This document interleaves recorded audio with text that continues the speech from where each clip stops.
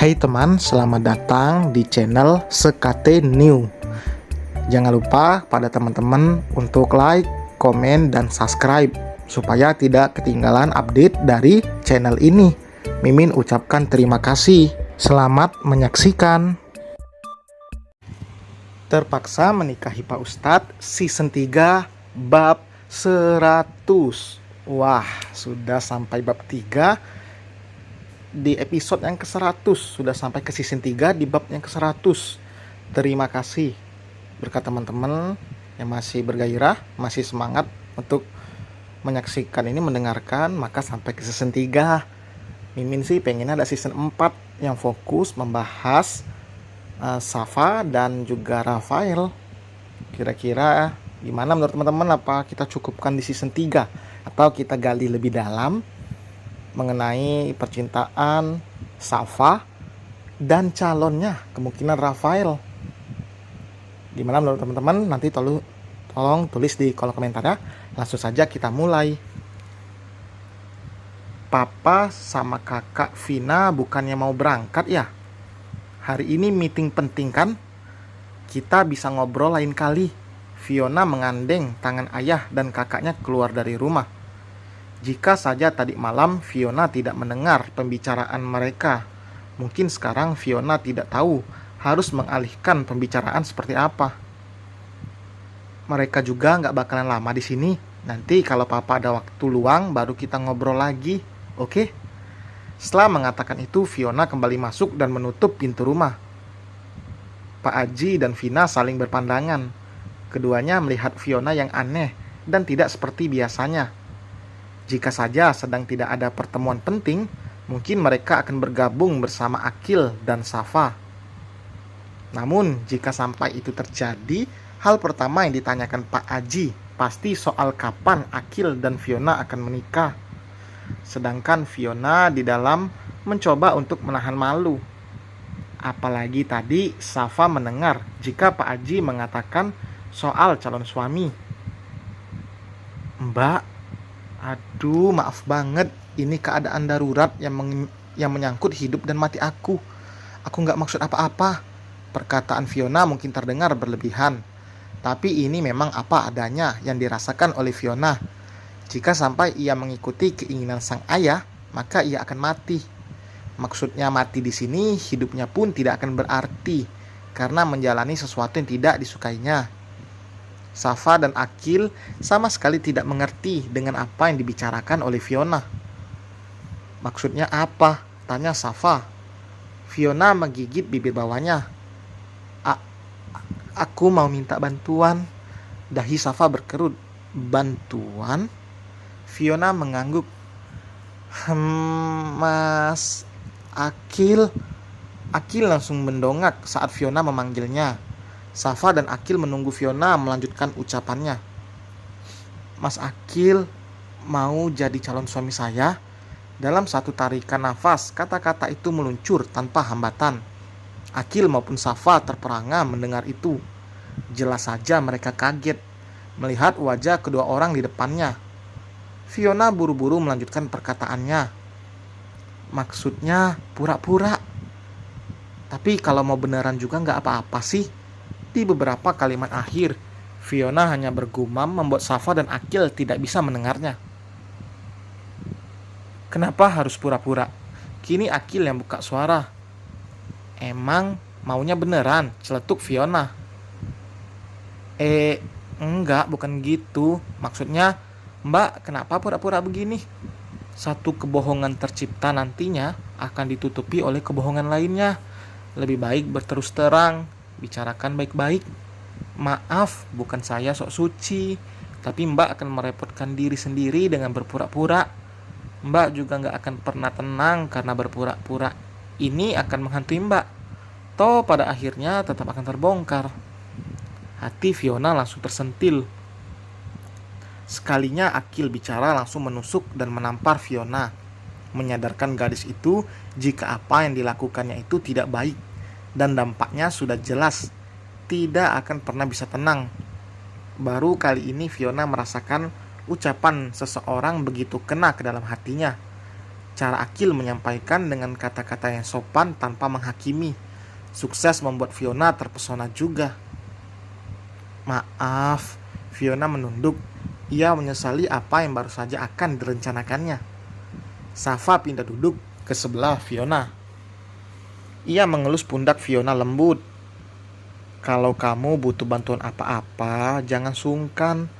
Yang penting jangan minta kita buat pura-pura. Masalah datang itu udah satu paket sama jalan keluarnya. Jangan pernah menghindari masalah dengan cara membuat masalah lain. Fiona mengangguk. Ia baru saja kenal dengan dua orang ini, tapi rasanya seperti sudah dekat. Bahkan bicara dengan orang tua sendiri tidak pernah sedalam dan kena seperti ini. Karena mata Fiona yang sudah tertutup dengan rasa tidak suka.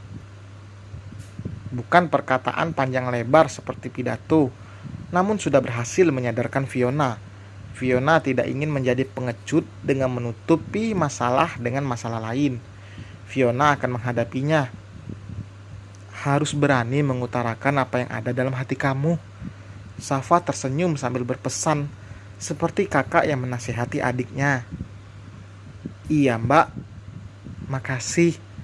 Fiona bisa merasakan ketulusan, bukan bicara karena cari muka atau karena ingin terlihat peduli. Semakin besar rasa penasaran Fiona pada Akil dan keluarganya. Ia menebak jika keluarga Akil bukanlah orang sembarangan. Buktinya Akil dan Safa bicara dengan begitu baik. Sudah pasti itu karena didikan dari orang tuanya yang baik juga. Mami, ayo, ibu udah nunggu. Ale menarik tangan Safa. Ia memang mengatakan pada Ale jika tidak akan lama di rumah Fiona. Akhirnya Akil dan Safa memutuskan untuk pamit pulang. Meski rasanya Fiona tidak rela, namun ia tidak bisa berbuat apa-apa. Ia menatap nanar kepergian mobil Safa yang berjalan melewati pagar rumah Fiona. Bisa nggak ya gue dapet yang kayak Akil? Dia perfect banget. Calon suami paket komplit pokoknya. Semoga aja dia belum ada yang punya. Fiona bergumam dengan perasaan yang bercampur aduk. Ia akan menagih tugas Elisa yang kemarin diminta oleh Fiona untuk mencari tahu soal Akil. Kalau memang Akil itu masih sendiri, Fiona akan rela menurunkan harga dirinya dan mengejar Akil. Lelaki seperti Akil tentu sayang jika dibiarkan begitu saja. Siapa yang tadi bertamu? Tanya Bu Marina. Ia tadi istirahat karena merasa kurang sehat. Namun sayup-sayup mendengar suara orang yang jelas tidak dikenalnya. Calon suami aku. Kali ini bukan candaan, tapi memang harapan dan keinginan Fiona mendapatkan Akil dan menjadikan lelaki itu sebagai imamnya. Memang Fiona baru kenal dengan Akil, namun hati tidak dibohongi, tidak bisa dibohongi. Baru kali ini Fiona menginginkan seseorang dengan begitu hebatnya. Ia bahkan semangat untuk mencari tahu soal Akil. Sebelah alis Bu Marina terangkat. Serius? Fiona mengedikkan bahunya lalu berlari ke arah kamar. Ia tidak sabar untuk mendengar informasi apa yang akan sudah didapatkan oleh Elisa. Gue lagi liburan nih, lo ganggu aja. Baru saja Fiona menempelkan ponsel itu di telinganya. Elisa sudah menggerutu. Gue kasih bonus ya buat tugas ini. Gimana? Udah ada info belum? Akil, anak dari Ustadz Syafiq, pemilik pondok pesantren. Anak ketiga dari 4 bersaudara. Dia pelukis, kakaknya dokter dan arsitek. Tapi Elisa menghentikan ucapannya, membuat Fiona semakin penasaran. Tapi apa? Jangan main-main. Gue udah penasaran setengah mati nih. Fiona greget karena Elisa tidak langsung menjawab. Fiona malah mendengar Elisa beberapa kali menghela napas panjang. Dia bukan selera lo, mending lo mundur. Dahi Fiona berlipat membentuk kerutan. Maksud lo apa? Akil itu... Lo jangan bikin gue kesel. Ngomong yang jelas, jangan setengah-setengah. Fiona malah membentak Elisa saking kesalnya. Akil seorang autis. Jantung Fiona seperti berhenti berdetak mendengar itu. Ia bahkan terpaku dan tidak langsung menyahut Elisa. "Ona, lo masih di sana kan?" Suara Elisa terdengar khawatir. Fiona langsung tertawa keras. "Bercanda lo lucu banget. Asli. Terserah lo mau anggap gue bercanda atau enggak. Tapi gue udah menyampaikan apa yang gue dapet." Dan selesai teman, terima kasih telah mendengarkan. Kira-kira kalau kalian di posisi Fiona, apa yang akan teman lakukan?